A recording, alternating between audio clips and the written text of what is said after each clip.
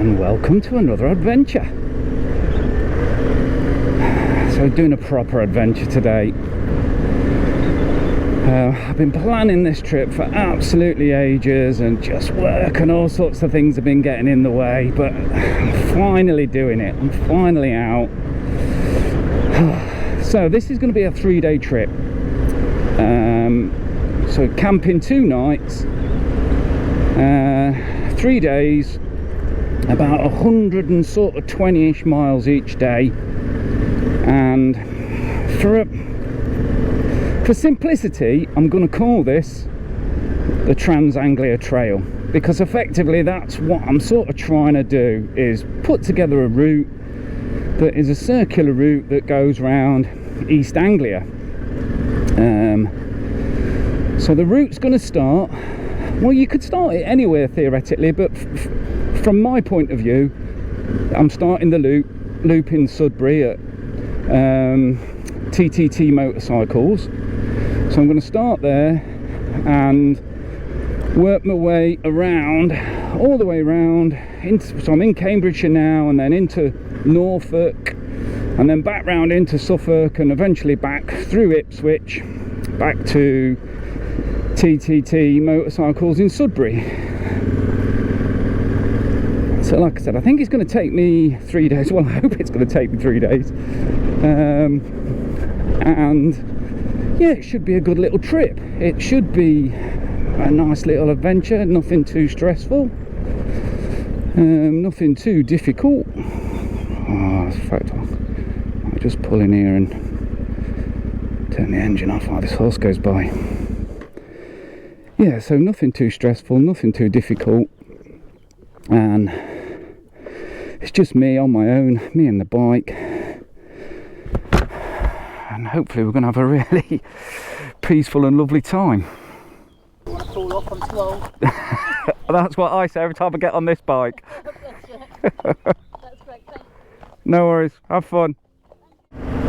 So to save myself some time, I haven't started the loop today in Sudbury. I've started just north of Cambridge. So I picked up the trail in Cottenham, and main road, just let me get around here. Yeah, so I picked up the trail in Cottenham, and I'm just going to do the sort of last stretch of the first day up to the other side of King's Lynn, basically it is. Is this it? Yeah, down here. Where I've got camping booked for later on.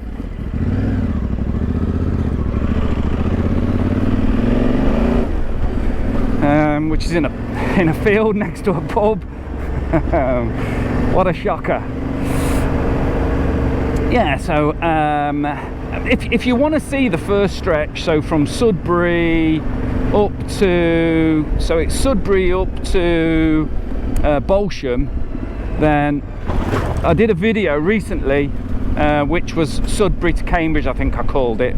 So that's that stretch, and it's a lovely first stretch, but I had to work this morning, and to get work done and get everything finished so I could come on this and not feel too bad. You know, I've just missed out that first section. But if you want to watch that, go and check out one of my previous videos. Yeah, so I've ridden this bit before, and it's as you can see, it's really easy going, this sort of gravel track. And then you just get a bit further down the road, and then last time I came down here, it was winter and it was really muddy and really rutty, and I was on the T7 and I was on my own, and I just didn't want to go any further because it was just seemed to be getting worse and worse and worse. And you know, when you're on your own on the bike, and you know, there's a high chance of having an off, then I think you're taking your life into your own hands if you're on your own. But yeah, so I'm hoping now, because it is so dry at the minute, we've had no rain for weeks and weeks, so I'm hoping that this is going to be no problem at all. I remember this bit was quite rutty, but I'm sure most people will find this bit pretty easy going. blimey, this is so different to when I came down here a few weeks ago, because the grass has obviously grown and the farmer's done the decent thing and been along and cut it. But I can see, even though I'm doing a short session today, I'm going to be knackered by the time I get to that pub. Probably going to need more beer than I realised to recuperate. I just had to quickly stop and take the sleeves off my jacket because it's getting warm. It's getting very warm. The forecast for the next few days is, well, they're saying we're going to have a bit of a heat wave, especially in the east. So from my point of view, I couldn't have picked a worse time to come and do this, because I'm not a lover of the heat.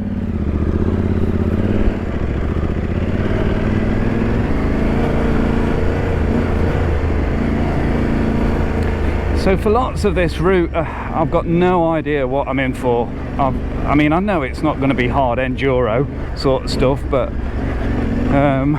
you know, whether it's deep ruts and overgrown and, you know, branches I maybe even have to cut down because the trail's not been used. Oh, wow, that's nice. Yeah, I've no idea what to expect. So you know, just going to take it as it comes.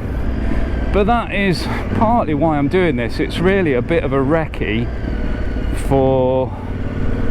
She's going that side.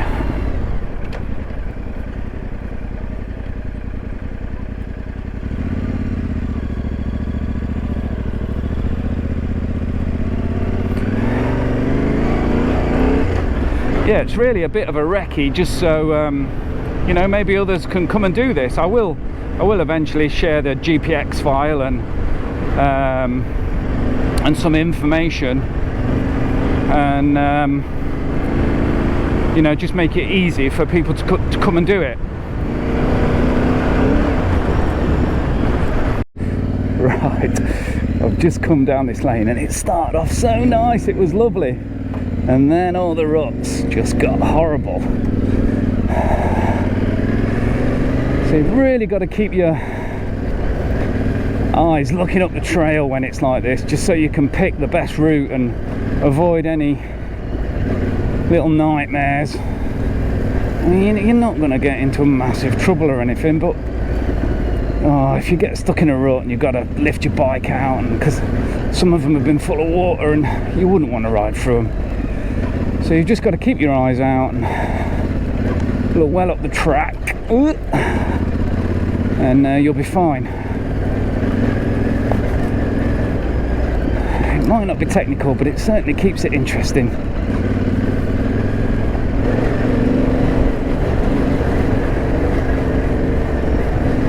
I mean, I have absolutely kept my weight to a minimum for this trip. I ummed and ahed about bringing a chair, and I've got a bit of a bad back, and if I'm, you know, just laying around in an evening on a mattress in a tent and that, and trying to cook food, it absolutely kills my back. But you know, that's why it's so important to keep it to a minimum. I'll come on to my sort of kit and what I've packed maybe later, but it's certainly a hell of a lot easier if you don't bring so much shite.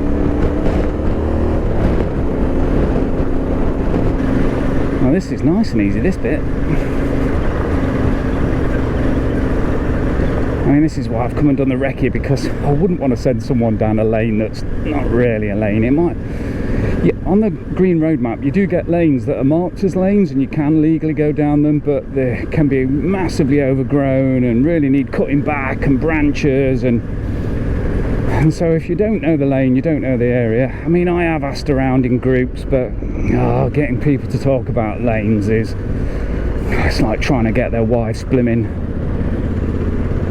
chastity belt combination code, you know. They just don't want to give up the info. They don't, it's like their little secret. I don't want to go into one on this, but because it pisses me off, but Anyway, but you know, that's more fun for me because it means I've got a good excuse to come out and ride these lanes, and then I'll know then.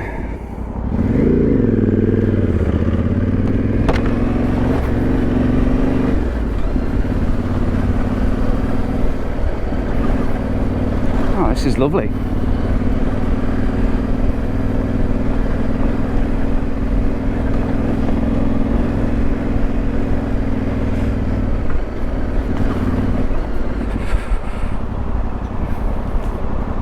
Huh? Oh, hang on a minute. Public footpath.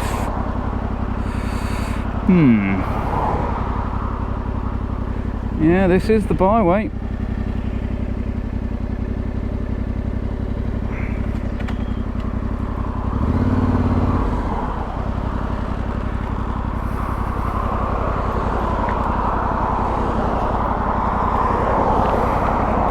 And that's where we're going. Up there.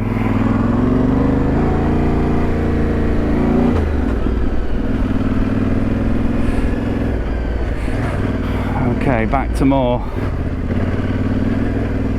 grassy, rutty lanes. I'm amazed some of them are still full of full of water, because it has been so dry. I don't think it'll be like that though come Monday, because going to be pretty warm over the weekend. We're gaining plenty of good rut practice today. I saw Lel on Brake Magazine did a thing the other day on ruts, and I mean, Lel is such a great bloke. I love his channel, Brake Magazine. Such a good rider, and you always get, you know, really good advice. Unlike I used to like Brett Tax, but I've really gone off him now. I think he talks a lot of nonsense.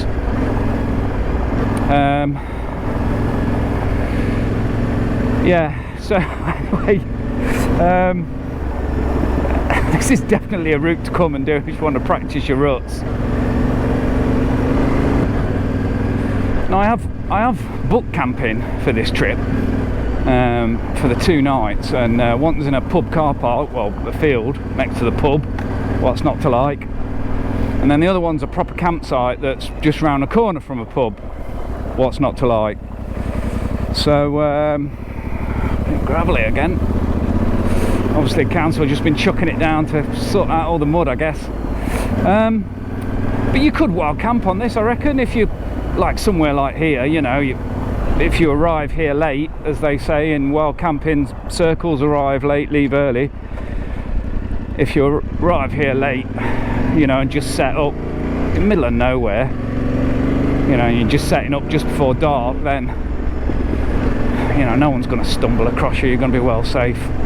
If there's a couple of you, I mean, I wouldn't mind doing it on my own, but I know some people are a bit more cautious.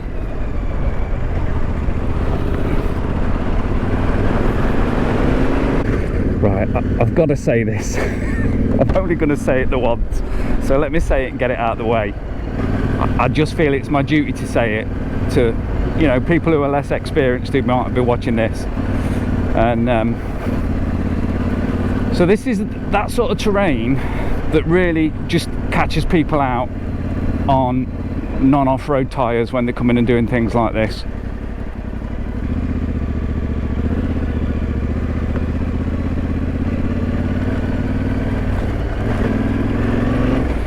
So tyres like those Pirelli Rally STRs or whatever they're called that come standard on the T7 and like the Ducati Desert X, they're the sort of tyre that you think, oh yeah, it's dry, you know, and it's a 80-20 and whatever the blimmin' industry and media keeps calling these things, and it is very, very deceiving. Because in my book, it doesn't matter if you only ride off-road 1% of the time, you still need grip when it matters. So this is that sort of terrain that can easily catch you out, because it's difficult to see the rut, and sometimes you're not in much of a rut, you're just a little bit of a rut, but the edges of the rut you can't really tell how deep it is or where the side is because of the grass. and then you just try and change lane from one side to the other because you can see something ahead that you want to avoid. And because the tyres like those Pirelli STRs haven't got any knobbles on the edge of the tyre, they don't grip into the bank to the side of the rut as you try and ride out of it. And before you know it, you're on your arse. And I've seen this happen, and I had the misfortune of being out on a ride with a guy, and he ended up doing exactly this. The exact thing happened. He changed rut, and next thing we know, he's in the air ambulance. And it wasn't nice. I mean, I felt awful because I was sort of leading the ride, but we weren't going very fast. And it was just one of those things. Toby, if you're listening, I hope you're well, mate. Yeah, so just be careful. And I hate those things. I hate those types of tyres. I think they're awful. And this is just the sort of place people would come and think, oh, I'm safe here. It's dry. You know, it's fairly flat. You know, there's no big boulders or rocks like you might get in Wales. Hello. And you're tootling along, and then you get a bit of confidence up, and then you get a bit of speed up, and boom, before you know it, you're down. So that's the last time I'm going to say it. Rant over. I just feel I have to. It's a bugbear of mine, the whole tyre thing. There is quite a bit of road on this route, so I was in two minds which bike to bring, whether to bring the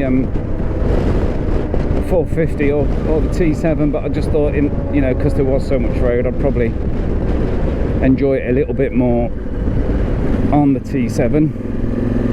And also, you know, it's a bit more of a challenge for me then. Although even, you know, in the back of my mind I am thinking, you know, what if I drop it? I mean, I have, well, I nearly said I haven't dropped it. I won't be lying, I have. I dropped this T7 once. Yeah, sorry, we're up there. Whee! Jabbering away and not watching where I'm going.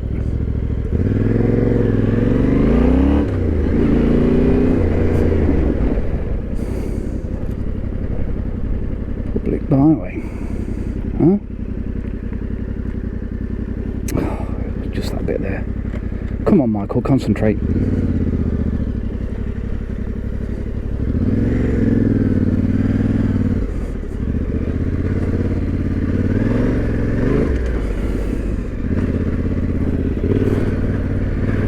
Yeah, I have dropped this bike once. I wasn't even moving, which is even more embarrassing. I tried to do a U-turn in the trail, and I sort of went up the bank to then use the slope to, you know, help me go backwards, but the bike just stopped, and I put my foot down, and because of the bank, I, you know, was nowhere near the floor. Over I went. Oh, all to take a picture of some bloody conkers. Yeah, so I mean, that is in the back of my mind. What if you drop the bike? You're on your own, but I'm fairly confident in my ability. I'm a fairly experienced rider, so, you know, it is something you got to think about. I mean, it's not like, you know, that guy Adam Reeman on YouTube. Oh, I absolutely love it. He's the best YouTuber for me. You know, and he goes out into the outback and stuff, which you know, takes a bit of bravery, doesn't it, really, to do that on your own, you know, middle of nowhere. I mean, I'd probably at worst be about 4 or 5 miles from, at the worst, from help, but, you know, tractors generally are going to be able to get there. Oh no, this is going to turn out that I can't cross it, innit? Oh, what a load of bollocks.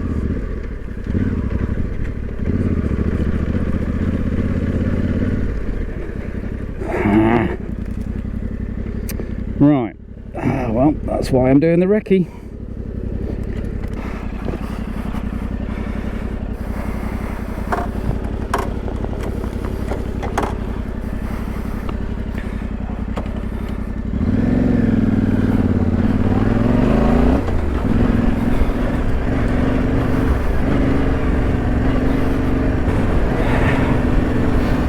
yeah, so obviously when you're on your own, you just got to be a bit more careful, and you know, just minimise risk. I mean, there's places where you could quite easily twist the throttle a bit more and go a bit faster, but is it really worth it? I mean, who am I going to impress? Let's go up this one instead.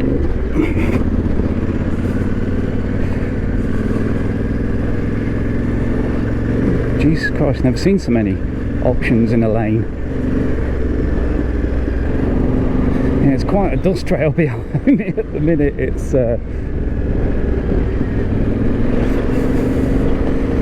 It's obviously dried out a hell of a lot since I last sort of came this way. Oh, when was it? Oh, I can't remember when it was. I did a bit of a recce, maybe it's March. Seemed quite dry, but I got here and it was bloody horrible. And then I asked the local TRF group and they said, oh yeah, a lot of these lanes over here in the fens and sort of heading up to King's Lynn, they could be absolute nightmare in winter. I mean, if you're on a, you know, CRF, KTM, Enduro trail bike, you know, you're going to be fine. But if you're on a big bike and your Pirelli STRs, oh, easy Michael, don't go there. I'm getting a bit parched. Could do with a brew or something. I don't know about you guys, but I'm ready for one.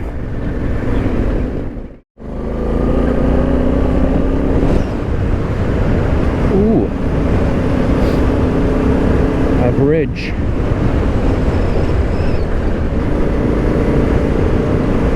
Now, being an ex-Royal Engineer,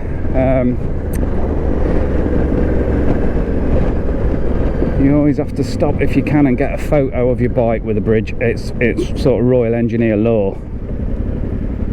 Can I get up there? I wonder.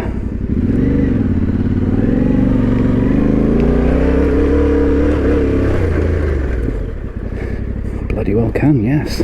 Oh, look at that. Wow, what a great spot. See the heron coming in there to land, and I don't know what that is. Right, I'm going to get off for this sooner than fall off the bloody bike.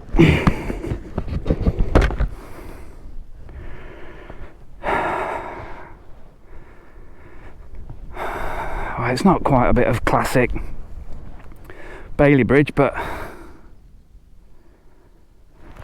certainly a nice bit of bridge. Right, another Instagram opportunity. Right, got my photo. Share with the boys. Piss them all off if they're working. Right, definitely ready for a brew now. So I've got a bit of a road stretch. I'm coming into a bigger village in a bit, but I'm in the middle of nowhere at the minute. I'm not going to find a cafe no matter how hard I look.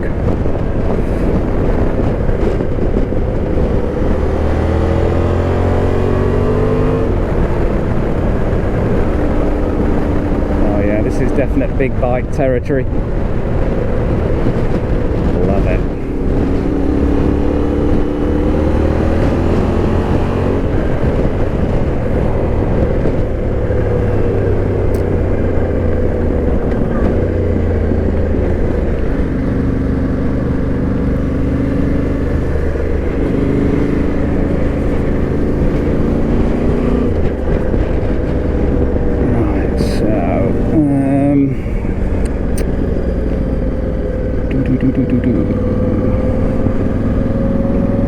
Somewhere I can see my bike really.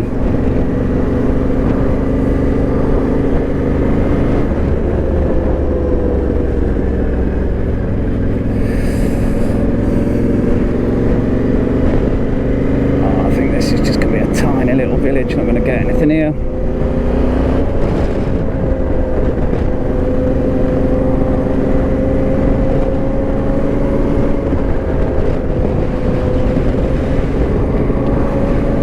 Dose, but that's about it. That'll be it there then. Keep forgetting about that slight lag.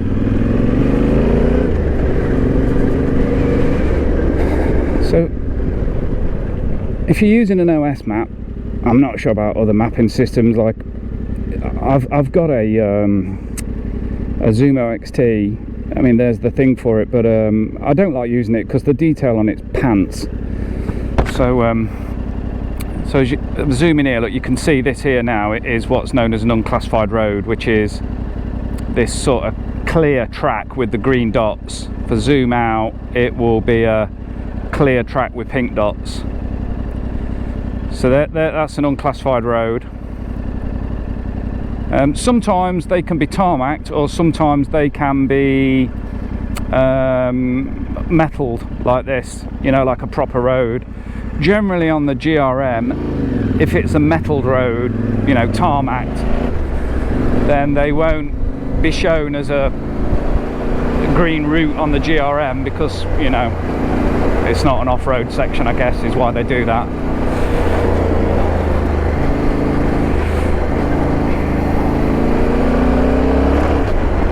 Yes, this is quite a nice, easy one. Perfect for big bikes. I said it was perfect for big bikes, but all of a sudden it's just gone sort of like a grass track. It's easy enough though. Just like I was saying before, you've just got to be mega wary, because they always look so benign, and then before you know it, you're on your arse. Oh, what the earth's going on here?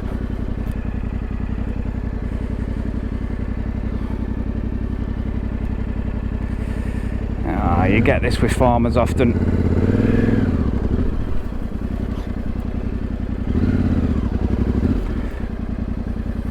Before I'm gonna look before. No, fuck it.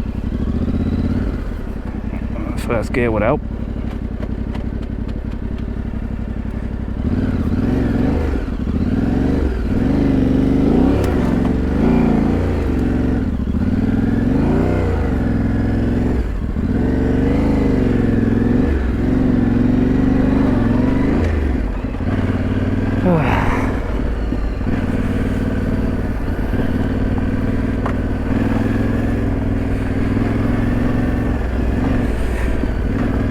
It's always the way you're going down a lane and you just think, oh yeah, this is cool, this is nice, and then before you know it, it turns into a fucking shit fest.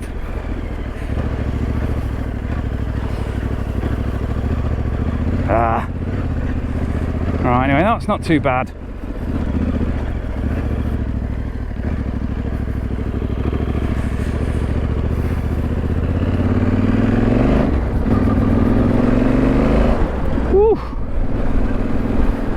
That'd be country air. Right, oh, there's a fucking lock on it. Can you believe it?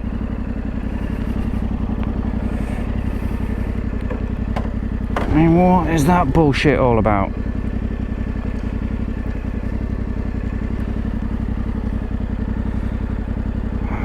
Fucking some people.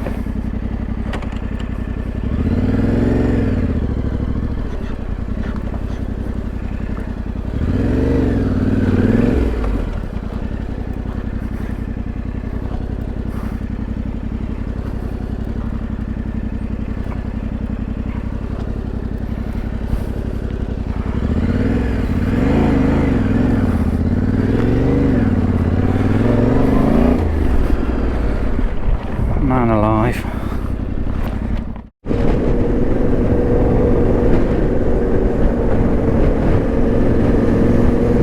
Right, so I'm just coming into a little village called Three Holes. Mayland, I know what you're thinking, don't go there.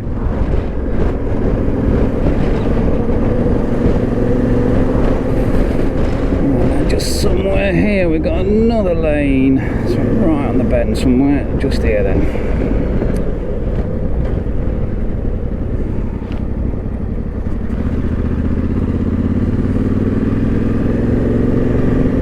Cool.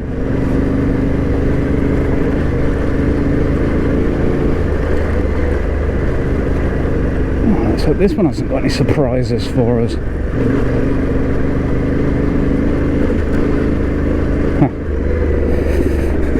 predicted.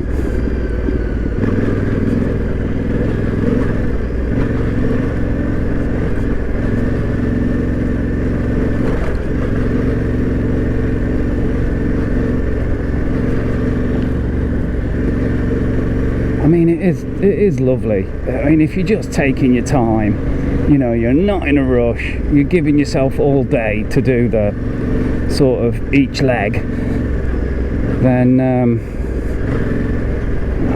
it is a wonderful place. Oh, lovely horse. I mean, yes, it's very flat round here, but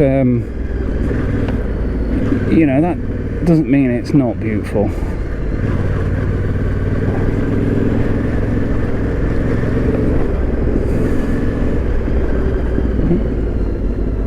Come on.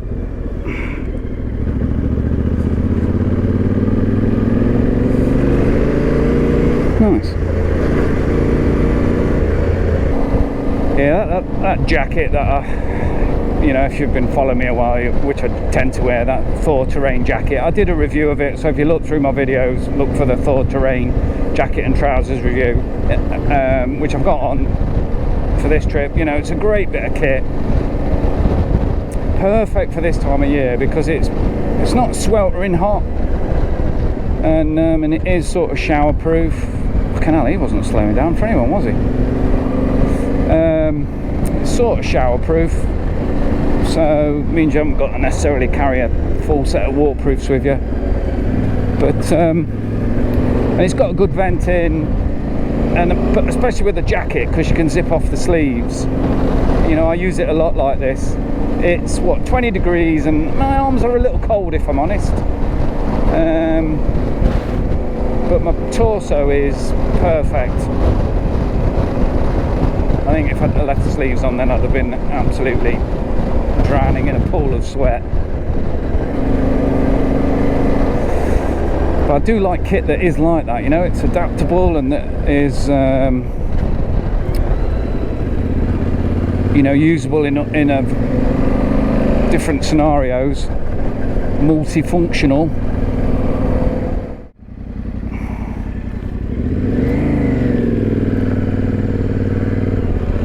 So what is this? What is this? Let's just pull over here. Let's have a look. It is, I'll take my glove off. Might still be the River Bedford. I'm not sure. See, this is generally what you don't get with the Garmin. You know, you don't get that sort of info often. March River. So we're now in Upwell. What's this place? So then Outwell's just up the road, so we must be able to get something there. That looks like the town centre post office.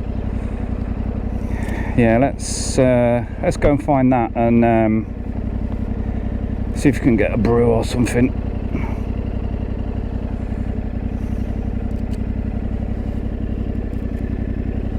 It's very pretty. Looks a little Dutch.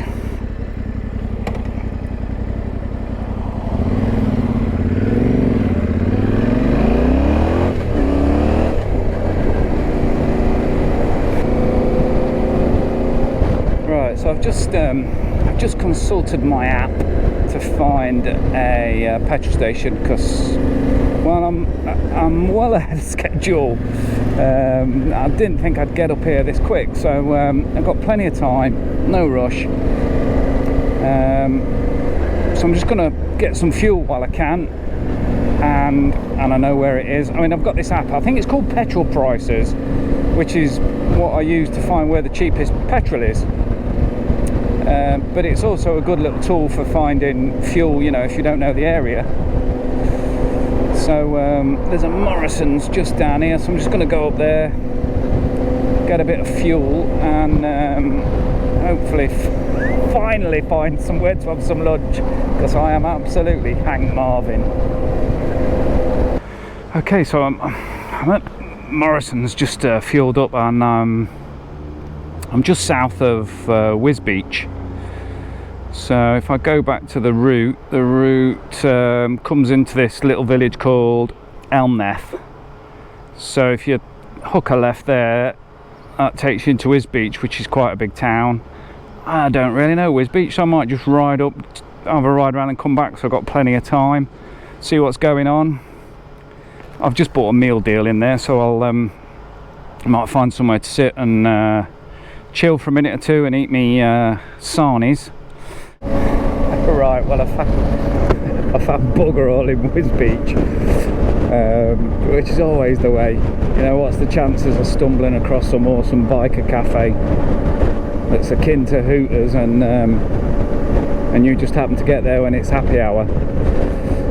Never mind, I've got my meal deal, and I'll stop on the trail somewhere and find a nice vantage spot, I'm sure. Now, when I was planning this route, I sort of did a lot of the planning online, as you would, using a map and Google Maps and sort of what would you call it? You know, satellite views to check out the trails and see if they'd be any good, because, you know, as I mentioned before,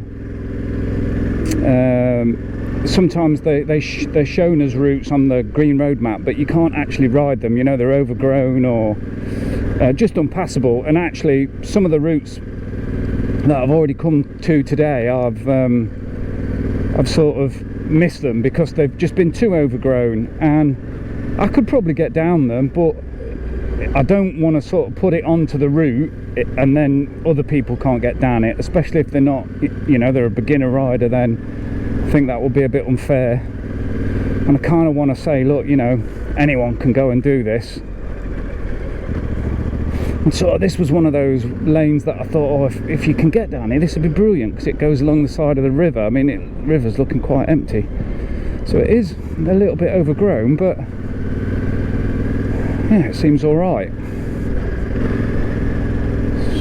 I was hoping there'd be a bit more water and a bit of wildlife I could sit and watch and throw a bit of bread at, but obviously not. Yeah, so Google Maps, you know, and satellite views can be quite useful when if you're trying to plan routes. Someone's gone in there. Yeah, so, but you've obviously got to be careful, because you've no idea how up to date it is, or you know, with the seasons it changes, like grass grows, and if it doesn't get a lot of use, then it, you know, it massively overgrows, and, you know, a bit of a pig to get down. So this one, so far so good.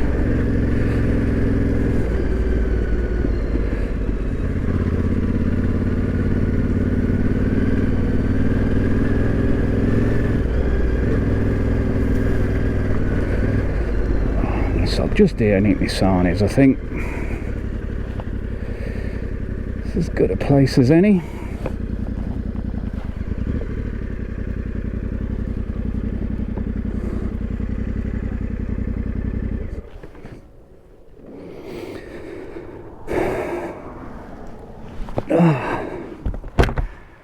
I might even break the deck chair out.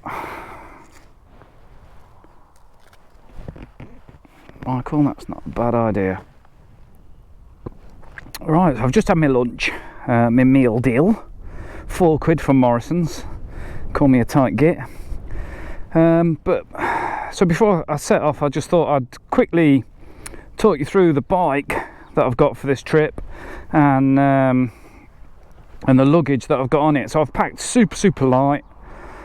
The tank bag that I've got here, so this is a Nelson Rig tank bag. I bought it off of Amazon, and the only problem with it is the shape of it. You know, you get some where the sort of verticals are like this, the end, the front and back, so it obviously sticks that way a little bit more. But other than that, it's a brilliant tank bag. Actually, it's a great size, but that's just full of my electrical gear, so my drone, my camera, my spare drone batteries, my spare GoPro batteries and shite like that.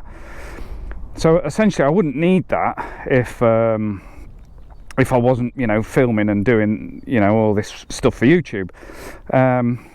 I've got a smaller one of these, so basically it's exactly the same but tiny. You can just get like a tiny little camera in it, or my little DJI Mini 3 drone. But because of all the gear I had to bring the bigger one. So essentially you could discount that, and all I would have really, kit wise, would be in the luggage on the back. So this is the Alt-Rider Hemisphere bag. I've had it a few years, taken it on a few trips. I just think it's brilliant. It's so easy to strap onto the bike because it's just a strap either side, and then one that goes around the back like this, and then that's it, you know. And so this is what they call the holster, this bit, because it's like 2 pouches, and then this U-shaped dry bag slots into the holster. And what I like about this is, if I was to drop the bike and I couldn't lift it up because it was too heavy because of all the kit, all I need to do is just unclip that, unclip the other one on the other side, loosen these straps, and then I can lift that whole bag out in one go, lift the bike up, and then just plonk it back on. I've not got to sort of disassemble it or anything like that. It is a waterproof bag, but I've got everything in it in bags just in case. I mean, look at the weather. I'm not going to need it on this trip, but yeah, if it was raining. And other little good thing about this bag is it's got these sort of little pouches, one either side. So say on this one, look, I've got my fuel for my stove in there, I've got my chain lube in there, and I've got my disc lock in there, and then that just tightens up and just sort of pulls it all together. And what I find is when you've got a bag either side, they wobble independently and flap around. When I bought this bike, it came with some Endurostan Blizzard bags. I think they were the large, and I sold them because I just prefer this system, because it just seems to me that the weight of this whole bag as one unit, and it's kind of supporting itself because it's sitting on the seat, as it were. It's like a bodiless almost legless torso just sitting there kind of thing. So I really like it anyway. I think it's a good design. Giant Loop do one that's very similar. So I've obviously got my T7 Alt-Rider Hemisphere bag. I think that's about 45 litres. Bit of kit in there, but that's mainly just camera kit. And then this is my new trail bag that I've bought. So this is a USWE Hajka 24, and this is a great little bag. I mean, one of the things I'm really appreciating today, look, it comes with this insulated bag that you put your bladder in, so that's keeping my water nice and cool. And it's got some useful pockets on the outside. It's a roll top fastening. The bag itself is it's a waterproof dry bag, so you know I don't then need to put stuff in a dry bag. And it has got other pouches like here, and say there's one on the bottom here, and that's where I've got my toolkit and my Leatherman. And it has got a hip belt and some pockets in there, but that comes off. I wasn't a fan of hip belts, and I'm still not really, but the hip belt, you can take it out if you don't want it and just use it as a sort of regular backpack. But I'm just seeing how I get on with it like that. It's adjustable. In here you can move, so you can move it up and down and adjust the size easily. You know, you don't have to buy small, medium or large depending on what size you want. Yeah, so I'm getting on really well with that. And then I bought this pouch extra by the same mate, USWE, and that's got my phone in it, so when I want to stop and just grab a picture or whatever, that's what I use. All right, I was ready for that. I was bloody starving.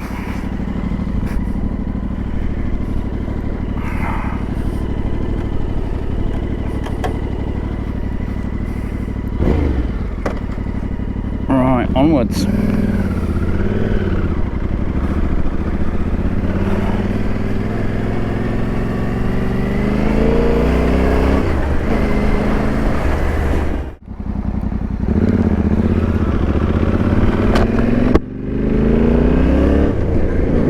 so this should be the pub here on the right.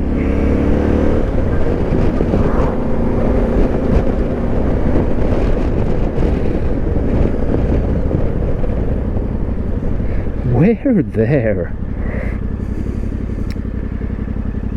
Where you meant to camp? I do not know.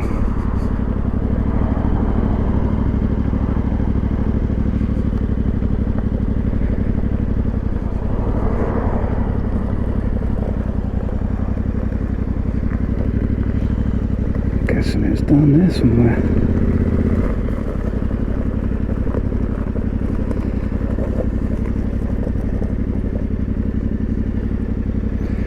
Right, let's go and find out. We're there anyway. Well, it's been good. It's not the most exciting of trails, but it's good. It's good to be out. Right, so through here, over there, anywhere I like, he said. It's only me.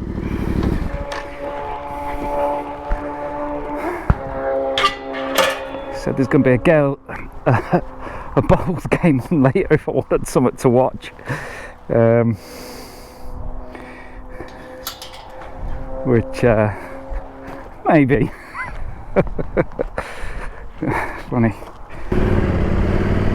Yeah, seemed like a nice chap actually. He said they'd only just taken over a few months ago, but really struggling because of the cost of electric. So it's £15 a night, but that included electric if I wanted any.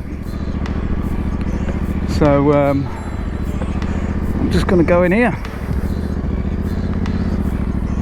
Should be nice and quiet. Perfect. Did I just compare women to ruts? It's going to lose me a few followers. So this is Burnham Market. This is a very, very lovely little town. Why do I get the feeling that this is a bad idea? Oh well, nothing ventured, nothing gained. That's why we're here, folks, isn't it?